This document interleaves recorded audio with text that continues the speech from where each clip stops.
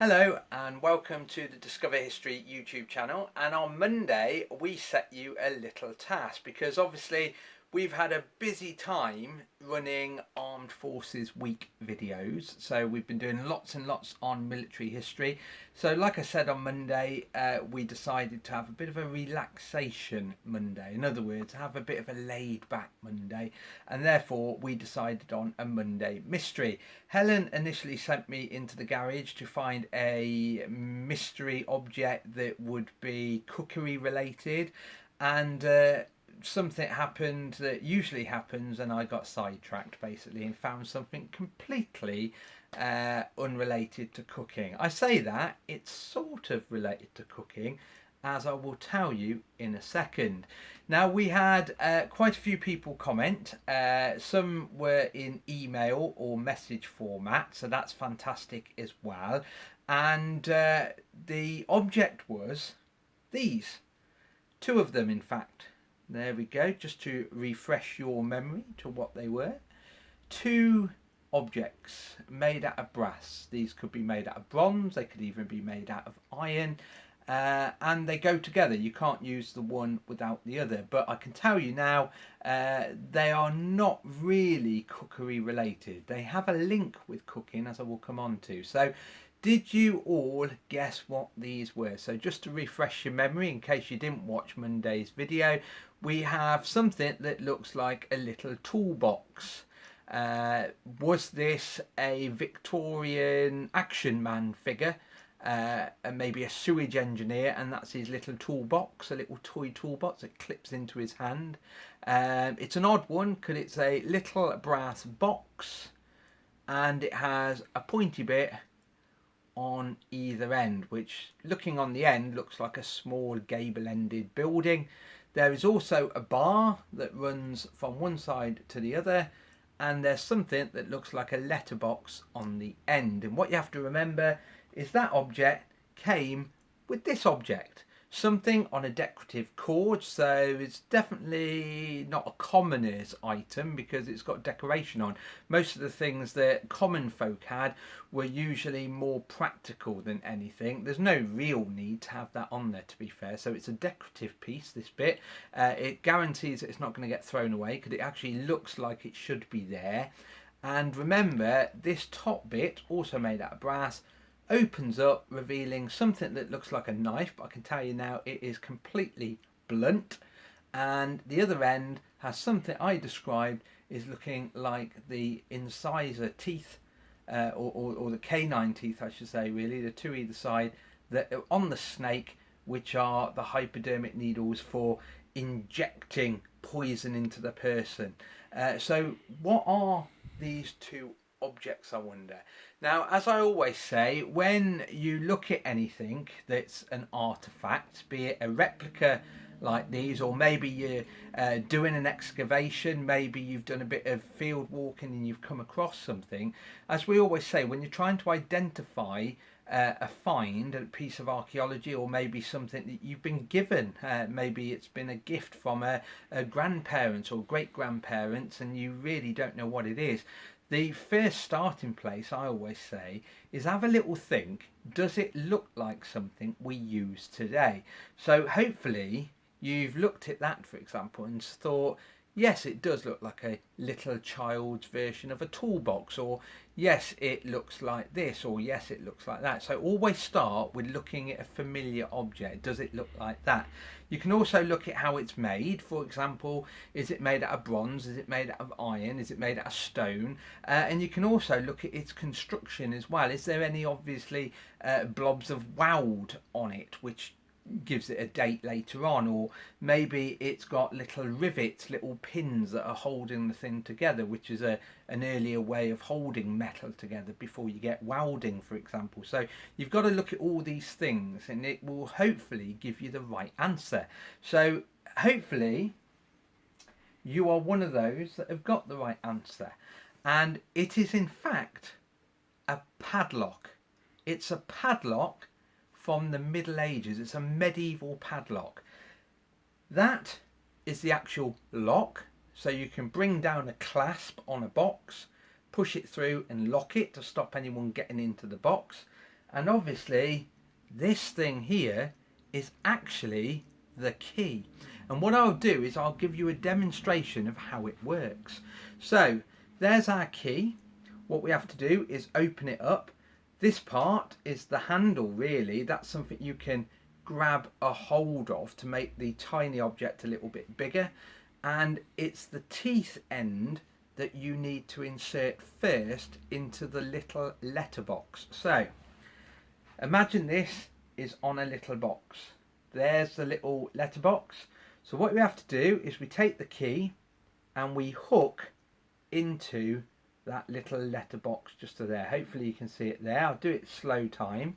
And then as you tilt it down in this motion here, you are also pushing it in. And what you will notice will happen in a second is it will squeeze a latch on the inside. A bit more push in there. And as you can see, it's pushed this piece, the end piece, out, and that is actually connected with that bar there, which now means you can release it from the latch, open it up, and then get into what's in the box inside. To close it, very simply, all you do is you put the clasp down, you slide this through, and you remove the key, pushing in the end at the same time. It's a bit more fiddly when you're trying to do it in this motion, really. So let's just line that up. Just line that up there. That's the fiddly bit. Get that in the right place. There we go. And then push the end in and remove the key. That now is completely locked. So that was a little demonstration of our medieval padlock. Now, we do have original ones. We never use anything unless we've got either an archaeological find to back it up, or we've got primary sources to tell us that's what an object was like. Therefore, when you book, for example, Discover History, you will only ever get accurate replicas, and that's really important. There's no point in having an object that's the wrong size or the wrong material. You really need to handle a bit of history, not an original one that you could damage, but these are exact replicas. We always like to have exact replicas. I've got some examples to show you, not originals, in picture format. This is a handy little book. It's quite an old book now. I think they bring it out or renew it on a regular basis. It's actually a very good book for looking at artifacts. Now, these are photographs of objects that have been found in Great Britain. The sad thing is, and I say it's a sad thing, is you do have in here prices of how much those objects are if you find them. I'm not a big fan of that, because sadly I'm not a fan of people buying archaeology. In a way, it can lead to illegal metal detecting. It can actually lead to what is often referred to as night hawking, where people will get onto an archaeological site with things like a metal detector and steal items from an archaeological site. The problem with that is they remove the context that it's in, and in some cases can remove a huge amount of evidence. So I'm not a big fan of people selling and buying archaeology.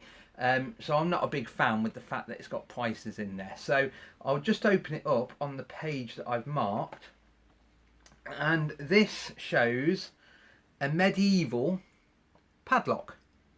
There we go, a medieval padlock. This one's made out of bronze, so this has gone a dark colour, which is what happens to bronze after a very long time. That's why we get statues that are brown, really.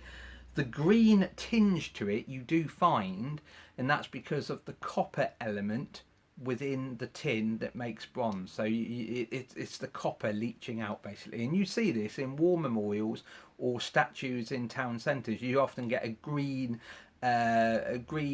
mark coming off the statue. That's the copper element, basically. So there we have one padlock, and sadly, like I said, it does say these are worth £60 to £70, an original one. I don't agree in that, but this book is ideal for looking at artifacts. Usually I can identify an artifact, but saying that, sometimes we do find things that you do have to scratch your head about, have a sleep on it, maybe wake up the next morning and have an argument with someone, and then you might come up with the answer. So these books are quite ideal, because if it is something that I can't identify, I can flick through here and I will usually get an answer. The other book that I would like to draw your attention to, which also has a picture of a padlock, is this one, The Handbook of British Archaeology. And it is fantastic because it starts with the Stone Age right at the very beginning, and it's full of archaeological illustrations, as you can see. So the sort of finds that you find in the Paleolithic, and then it takes you through the Mesolithic and the Neolithic, then obviously the Bronze Age, the Iron Age, and so on. And if I turn to the Middle Ages, I have got, once again, an archaeological illustration of a padlock.